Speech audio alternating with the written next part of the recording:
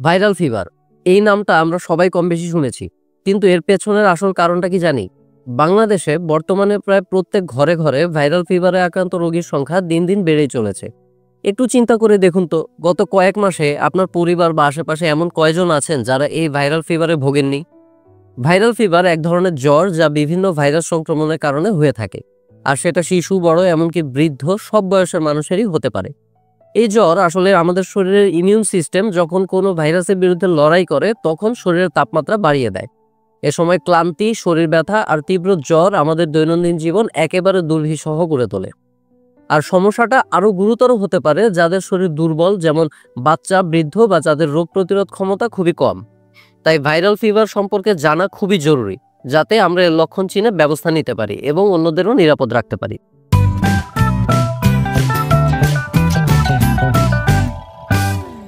আসসালামু আলাইকুম, আমি ডক্টর গাজী সাজ্জাদ হোসেন। আপনাদের সবাইকে আমার আজকের ভিডিওতে জানাই স্বাগতম। প্রথমে বলে রাখি, ভাইরাল ফিভার ও ডেঙ্গু জ্বর দুইটি প্রায় একই ধরনের উপসর্গ দেখায়, কেননা ডেঙ্গু জ্বর ভাইরাল ফিভারের একটা সাবটাইপ। আমার চ্যানেলে ডেঙ্গু জ্বর নিয়ে অলরেডি একটি ভিডিও বানিয়ে রেখেছি, যার লিঙ্ক পেয়ে যাবেন ডেসক্রিপশন বক্সে। নিজের ও পরিবারের সুরক্ষা নিশ্চিত করতে ভিডিওটি দেখে নেবেন। আজকের এই ভিডিওটিতে আমরা জানবো ভাইরাল ফিভার কেন হয়, কি কি লক্ষণ দেখা যায়, কতদিন থাকে, কিভাবে চিকিৎসা করবেন এবং কিভাবে নিজেকে ও পরিবারকে সুরক্ষিত করবেন।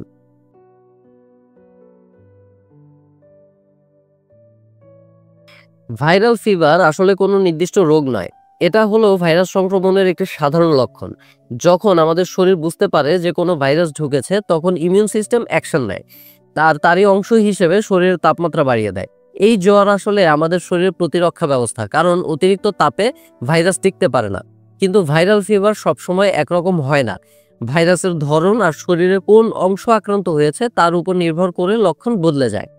উদাহরণ দিয়ে বললে, যদি ভাইরাসটি রেসপিরেটরি সিস্টেমে আক্রমণ করে তাহলে গলা ব্যথা, কাশি, নাক বন্ধ বা সর্দির মতো উপসর্গ দেখা দিতে পারে। যদি মশাবাহিত ভাইরাস হয়, যেমন ডেঙ্গু বা জিকা, তবে জ্বরের সঙ্গে র্যাশ, চোখ বা গিঁটে ব্যথা দেখা দিতে পারে।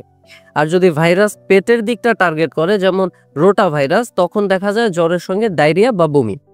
সাধারণত ভাইরাল ফিভার কয়েকদিনের মধ্যে সেরে যায়, কিন্তু কিছু কিছু ক্ষেত্রে জটিলতাও দেখা দিতে পারে, বিশেষ করে যদি সময় মতো সচেতন না হই। তাই ভাইরাল ফিভারকে হালকাভাবে না নিয়ে বরং ভালোভাবে বোঝা, লক্ষণ চিনে নেওয়া আর সঠিক সময়ে চিকিৎসা নেওয়া, এটাই বুদ্ধিমানের কাজ।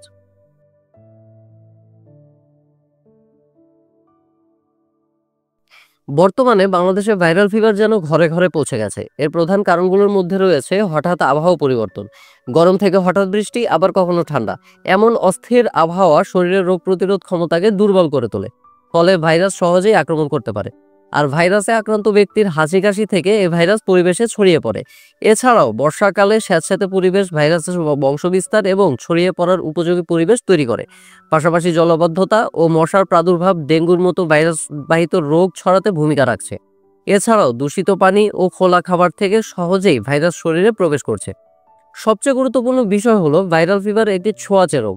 একজন আক্রান্ত ব্যক্তির সংস্পর্শে আসলে খুব সহজেই অন্যদের মাঝেও সংক্রমণ ছড়িয়ে পড়ে। এসব কারণ মিলেই ভাইরাল ফিভার বর্তমানে একটি ব্যাপক জনস্বাস্থ্য সমস্যা হয়ে দাঁড়িয়েছে।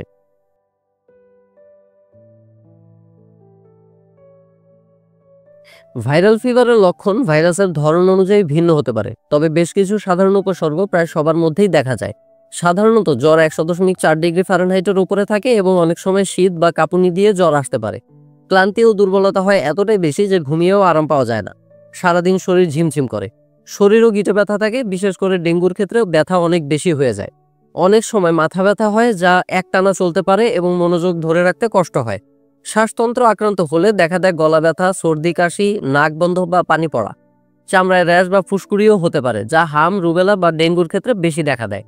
পেটের সমস্যার মধ্যে থাকে বমি, বমি বমি ভাব বা ডায়রিয়া, যা শিশুদের মধ্যে বেশি দেখা যায়। কোভিড-19-এর সময় ঘ্রাণ বা স্বাদের অনুভূতি হারিয়ে যাওয়ার উপসর্গটিও খুব সাধারণ ছিল। কেউ কেউ চোখ লাল হওয়া বা জ্বালা পোড়ার সমস্যায়ও ভুগে থাকেন, যা ভাইরাল কনজাংটিভাইটিসের কারণে হয়ে থাকে।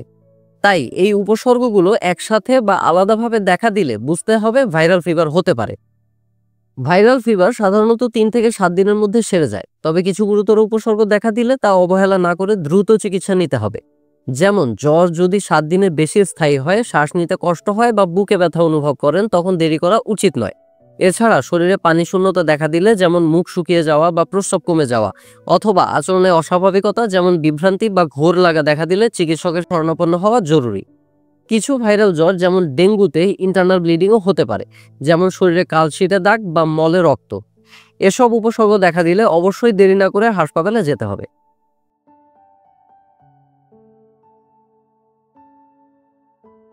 ভাইরাল ফিভারের স্থায়িত্ব মূলত নির্ভর করে ভাইরাসের ধরন এবং ব্যক্তির রোগ প্রতিরোধ ক্ষমতার উপর।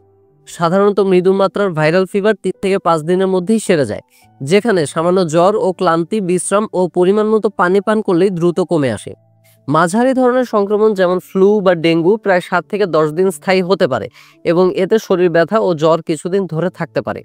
তবে গুরুতর সংক্রমণ যেমন কোভিড-19 বা হেমোরেজিক ফিভারের ক্ষেত্রে ফিভার 2 সপ্তাহ বা তারও বেশি সময় ধরে থাকতে পারে এবং চিকিৎসা প্রয়োজন হয় দীর্ঘমেয়াদে। অনেক সময় জ্বর কমে যাওয়ার পরও রোগী সপ্তাহখানেক বা তারও বেশি সময় ধরে দুর্বলতা ও ক্লান্তি অনুভব করেন, যাকে বলা হয় পোস্ট ভাইরাল ফ্যাটিগ। এই অবস্থা সাধারণত বিশ্রাম, পর্যাপ্ত ঘুম ও পুষ্টিকর খাবার খাওয়ার মাধ্যমে ধীরে ধীরে ঠিক হয়ে যায়।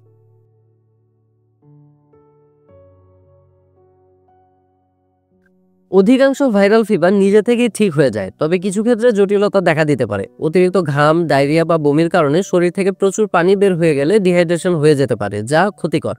এছাড়া ভাইরাস শরীরের রোগ প্রতিরোধ ক্ষমতা দুর্বল করলে ব্যাকটেরিয়াজনিত দ্বিতীয় সংক্রমণের আশঙ্কা থাকে। ডেঙ্গু বা ভাইরাল হেপাটাইটিসের মতো গুরুতর ক্ষেত্রে লিভার, কিডনি ইত্যাদি গুরুত্বপূর্ণ অঙ্গপ্রত্যঙ্গ আক্রান্ত হতে পারে। খুব কম দেখা গেলেও কিছু ক্ষেত্রে ব্রেনের ইনফ্লামেশন বা ফ্লুইড জমে যাওয়ার কারণে নিউরোলজিক্যাল ডিসঅর্ডার যেমন এনকাফেলাইটিস বা খিঁচুনি রোগ দেখা দিতে পারে। তাই ভাইরাল ফিভার হলে সতর্ক থাকা অতীব জরুরি।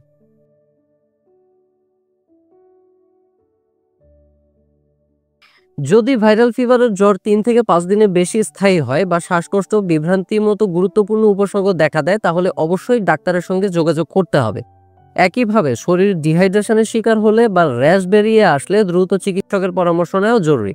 সময় মতো সঠিক চিকিৎসা নিলে জটিলতা এড়ানো সম্ভব।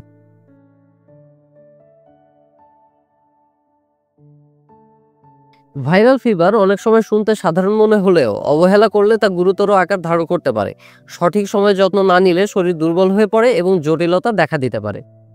ওষুধের দিক থেকে সাধারণত জ্বর কমানোর জন্য প্যারাসিটামল জাতীয় ওষুধ ব্যবহার করা হয়, যা সাধারণত মাথা ব্যথা ও অন্যান্য অস্বস্তি কমাতেও সাহায্য করে। শরীরের ব্যথা এবং গিটের যন্ত্রণা কমানোর জন্য non steroidal anti inflammatory drugs অর্থাৎ এনএসএআইডি দেওয়া হয়। শ্বাসতন্ত্রের সমস্যা হলে নাক পরিষ্কার রাখতে ডিকনজেস্ট্যান্ট স্প্রে বা ওষুধ খুব কার্যকর। যত্নের দিক থেকে পর্যাপ্ত বিশ্রাম দিতে হবে শরীরকে। বিশ্রামের মাধ্যমে শরীর তার শক্তি জোগাড় করে ভাইরাসের বিরুদ্ধে লড়াই করতে পারে। হাইড্রেশন বা পানি শূন্যতা এড়াতে প্রচুর পরিমাণে পানি, ইলেকট্রোলাইট সলিউশন বা ডাবের পানি পান করুন। খাবারের চেষ্টা করবেন সহজপাচ্য খাবার যেমন স্যুপ, সিদ্ধ সবজি আর তাজা ফলমূল খেতে, যাতে শরীর প্রয়োজনীয় পুষ্টি পায় আবার অতিরিক্ত চাপও না পড়ে।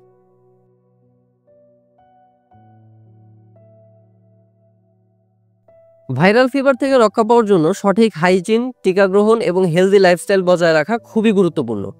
নিয়মিত সাবান পানিতে হাত ধোয়া, হাত না ধোয়ার অবস্থায় মুখে হাত লাগানো এড়িয়ে চলা, কাশি বা হাঁচি দিয়ে মুখ ও নাক ঢেকে রাখা, এসব বেসিক হাইজিন মেনটেন করতে হবে। পাশাপাশি ইনফ্লুয়েঞ্জা, হাম, হেপাটাইটিসের মতো রোগের টিকা নিয়মিত নেওয়া জরুরি, বিশেষ করে শিশুদের জন্য।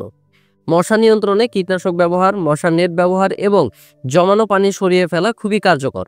হেলদি লাইফস্টাইল মেনটেন করার জন্য পুষ্টিকর খাবার খাওয়া, নিয়মিত ব্যায়াম ও পর্যাপ্ত ঘুম নিশ্চিত করতে হবে, যা রোগ প্রতিরোধ ক্ষমতা বাড়ায়। তাছাড়া পরিচ্ছন্ন ও পরিশোধিত পানি পান করা, সবজি ও ফল ভালোভাবে ধুয়ে খাওয়া খুবই জরুরি। এইসব প্রতিরোধমূলক পদক্ষেপ গ্রহণ করলে ভাইরাল ফিভারের ঝুঁকি অনেকটাই কমে আসবে এবং সুস্থ থাকা সহজ হয়ে উঠবে।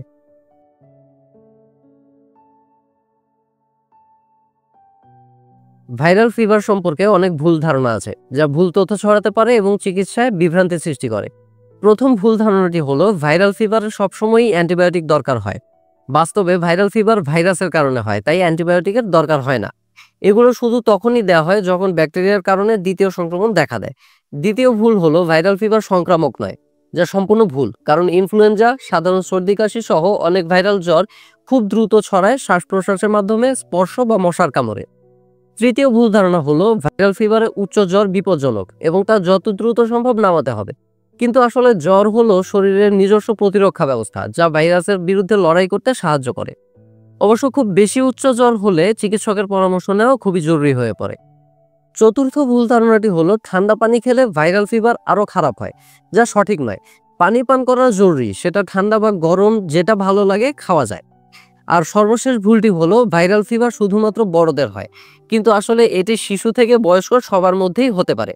বিশেষ করে শিশুদের রোগ প্রতিরোধ ক্ষমতা কম থাকায় তারা ঝুঁকিতে থাকে। এগুলো জানলে ভাইরাল ফিভার সম্পর্কে ভুল বোঝাবুঝি কমবে এবং সঠিক চিকিৎসায় সহজে আগানো যাবে। ভাইরাল ফিভার যতটা সাধারণ মনে হয় তার চেয়েও বেশি কষ্টদায়ক হতে পারে, তবে সচেতনতা আর সঠিক যত্ন থাকলে এই অসুখকে জয় করা সম্ভব। আপনার এবং আপনার প্রিয়জনদের স্বাস্থ্য রক্ষায় এই ভিডিওটি কাজে লাগবে এমনটাই আশা করছি। ভিডিওটি যদি আপনার জন্য উপকারী হয় তাহলে পরিবার ও বন্ধুদের সঙ্গে শেয়ার করুন, যেন তারাও সচেতন হতে পারেন। এই বিষয়ে যদি আপনাদের আরও কিছু জানার থাকে তাহলে কমেন্টে জানাবেন, আমি আমার সর্বাত্মক সাহায্য ও পরামর্শ দেওয়ার চেষ্টা করব। এরকম আরও কার্যকর ও তথ্যভিত্তিক হেলথ অ্যান্ড লাইফস্টাইলমূলক ভিডিও পেতে চ্যানেলটি সাবস্ক্রাইব করতে ভুলবেন না। সকলে সুস্থতা কামনা করে আজকে আলোচনা এখানেই শেষ করছি। ধন্যবাদ।